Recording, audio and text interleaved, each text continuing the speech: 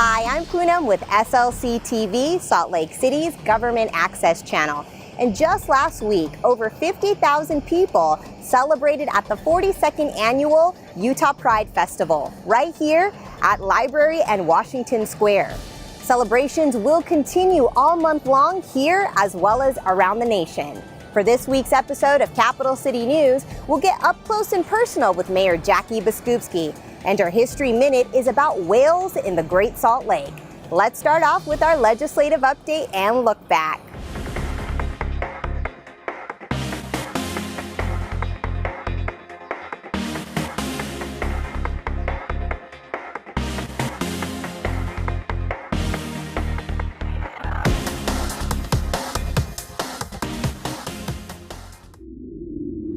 And whereas Salt Lake City has a dedicated history of creating and supporting policies and programs that stand against discrimination and promote equality and opportunity for all members of the LGBTQ community.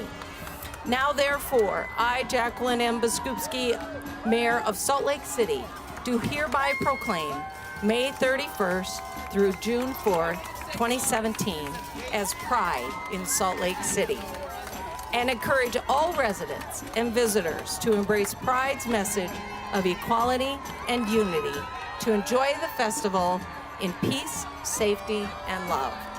Thank you. 1, 2, 3!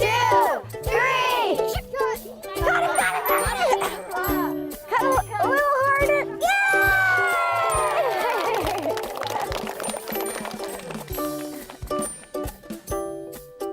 And the idea to make a trail out of what is a canal, there's water running right now under this all the way.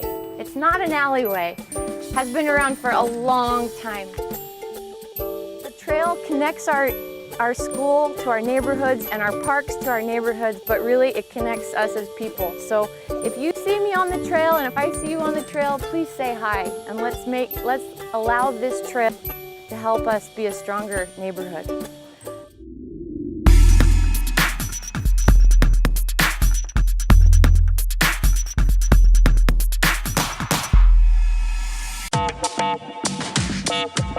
We're really trying to promote people getting on their bikes this summer and getting out of your cars.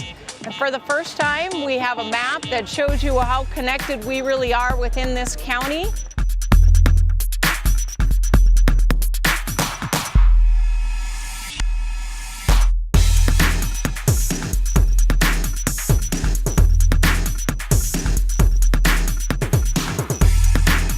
I think you'll find that we are making significant progress on making sure people can get around this county and this city on your bike.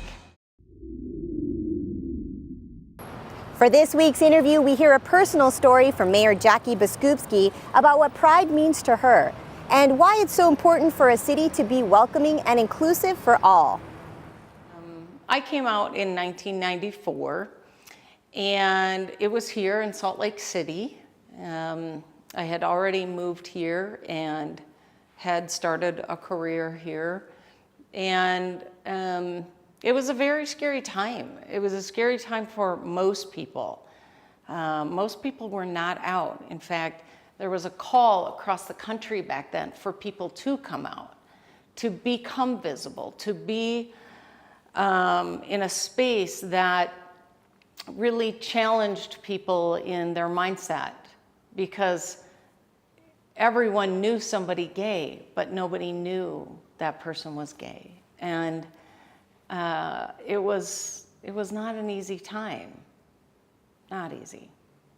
The hiding is so hard, and saying things with certain pronouns and trying to avoid conversations so you wouldn't have to disclose what you did over the weekend. And it was hard. It was a tremendous burden to try and live two lives.